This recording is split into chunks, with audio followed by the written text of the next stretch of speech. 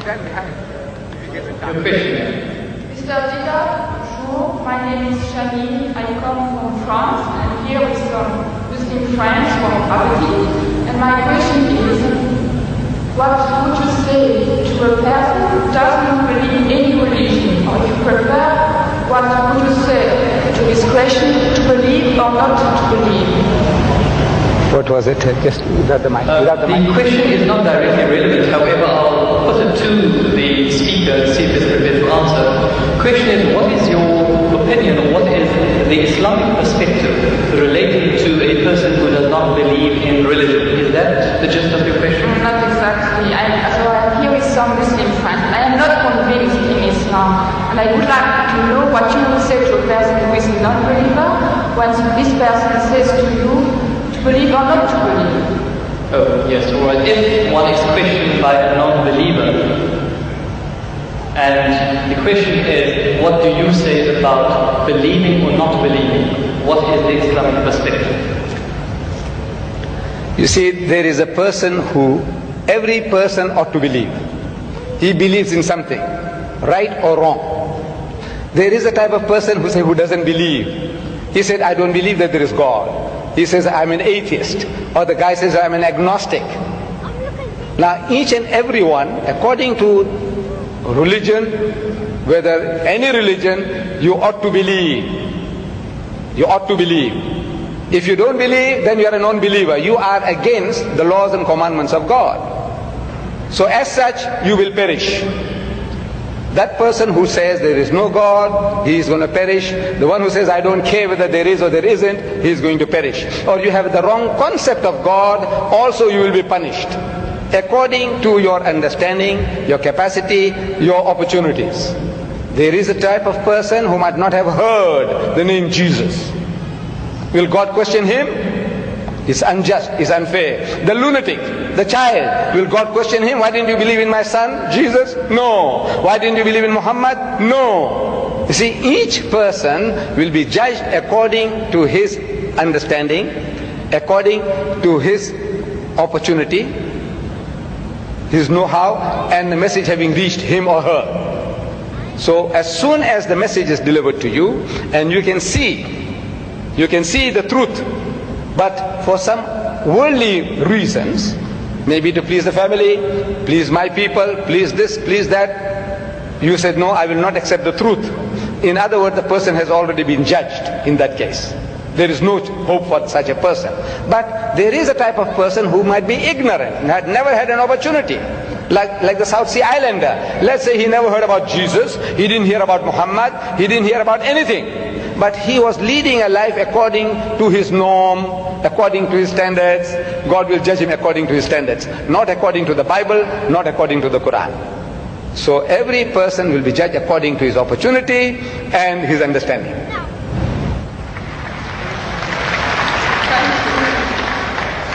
Ladies and gentlemen, we unfortunately have just about a minute left of question time.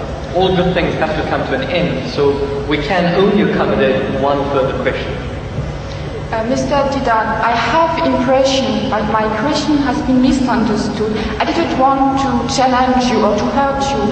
I just wanted to ask you for some advice for a person who doesn't believe. I just wanted also to ask you for advice because I am not a believer. I would want to believe in Islam, but I just want some advice. Yes,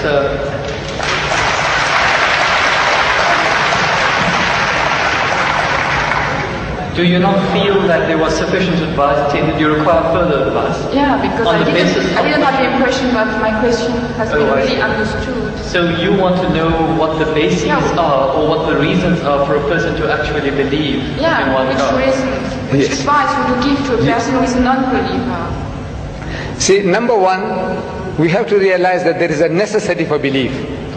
If you don't believe, you can't move an inch. You can't bat an eyelid. We believe. The very fact that you believe that if you come there, stand before the mic, and when you utter the words will reach me. If you didn't believe, you wouldn't have taken that step. If you didn't believe that you will be visiting this hall and listening to a lecture, you wouldn't have come. So belief is fundamental, is basic to any move that you make. Now, without belief in what? That there is a creator. Number one, that somebody made this machine. Man, woman, he made it. And that this machine is not given without instructions. Every machine carries with it instructions. Never mind how simple that mechanism is, you get instructions. Your washing machine, your hair dryer, your motor car, anything, everything, you need a book of instructions.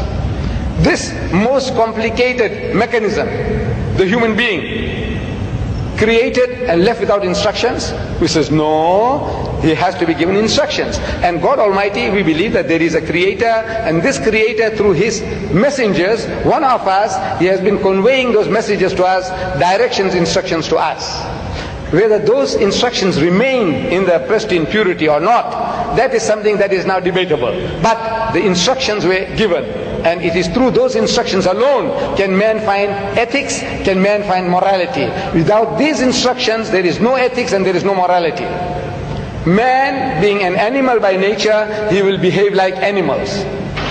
It's only because you believe that there is a creator, and this creator said that thou shalt not marry your mother, you will not marry your sister, you will not marry your daughter. We say we believe, we believe, we believe. You say no, I don't believe, then the person is nothing better than the animal. See, the dogs and pigs, the way they behave, he said, well, I behave just the same because I'm an animal also. So you have to believe. But now what are you going to believe? Where is the source of that belief? Instructions which is not contaminated, which is not spoiled.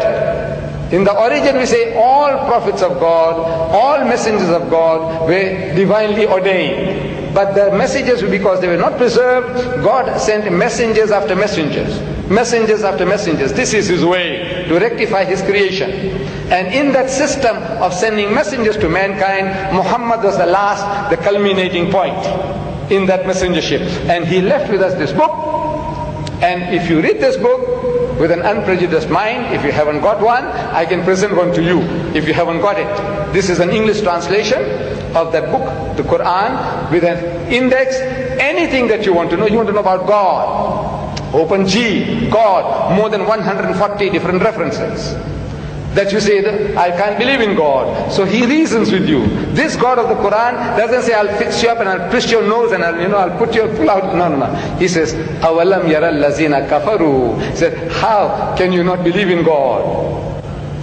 He says, كَيْفَ تَكْفُرُونَ بِاللَّهِ. So how can you not believe in Allah? وَكُنْتُمْ أَمْوَاتًا. Seeing that you were non-existent, you were dead, and He brought you into being. ثُمَّ يُمِيتُكُمْ. He will cause you to die. ثُمَّ يُحْيِيكُمْ. And He will bring you back to life again. ثُمَّ إِلَيْهِ تُرْجَعُونَ. And to Him will be your return. So if you start reasoning, and you see how true the statements are, that you were non-existent. You, I, everybody, non-existent.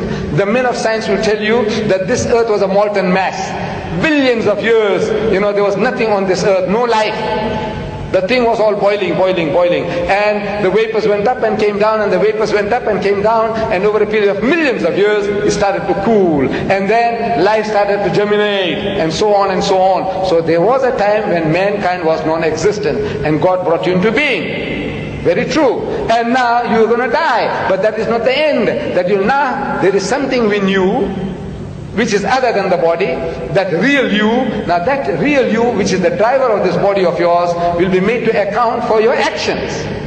It's only natural that this person, like Hitler, look, he got away with it. He incinerated 6 million Jews. On account of him, 40 million people died in the Second World War. He's just going to get off scot-free? If he says, no, I don't believe, and there's nothing there on the other side, that means he's free, finish.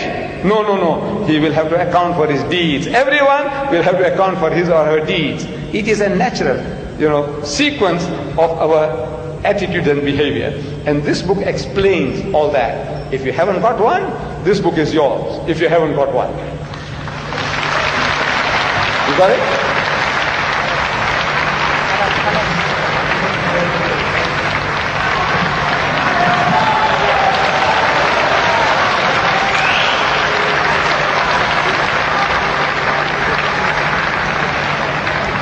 Ladies and gentlemen, unfortunately, all good things have to come to an end. We're at the end of our time span, we cannot accommodate any further questions.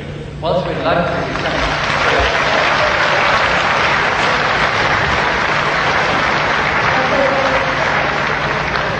Ladies and